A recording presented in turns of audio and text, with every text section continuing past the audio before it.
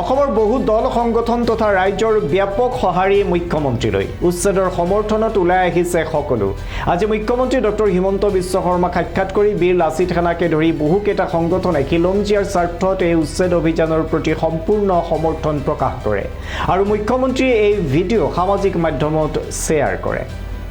মানে উন্নয়ন পৰিষদ যে আপুনি দিলে আৰু আমি এই উচ্ছেদৰ ক্ষেত্ৰত আপোনাৰ লগত আছোঁ ছাৰ। তেওঁলোক জোলা আমাৰ এই বিপুল বীৰ লাচিত সেনাই এইটো কি দাবী দিছে মই বুজি পোৱা নাই। লগতে গণ্ডগোল কৰিছে জিন্দাবাদ টাইম ছাত্ৰদাই দাবী কৰিলে তেখেতক আমাৰ চেম মানুহ ছাৰ। আমি মানে কি হেৰি বিচাৰিছোঁ আমাৰ খিলঞ্জীয়াসকলৰ ভৱিষ্যত আমাৰ পতা দিবৰ কাৰণে আৰু আমাক ইয়াত মানে ফৰেষ্ট আৰু মানে বেটেলিয়ন লাগে আৰু আছাম বেটেলিয়ন লাগে। চব হ'লে পিছত কৰি আছোঁ, বাকী ভালে আছে।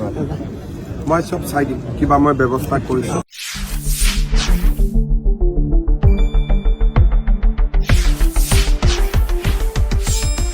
শুদ্ধ আৰু বিস্তৃত বাতৰিৰ বাবে চাই থাকক নিউজ ডেস্ক ৰিপৰ্ট।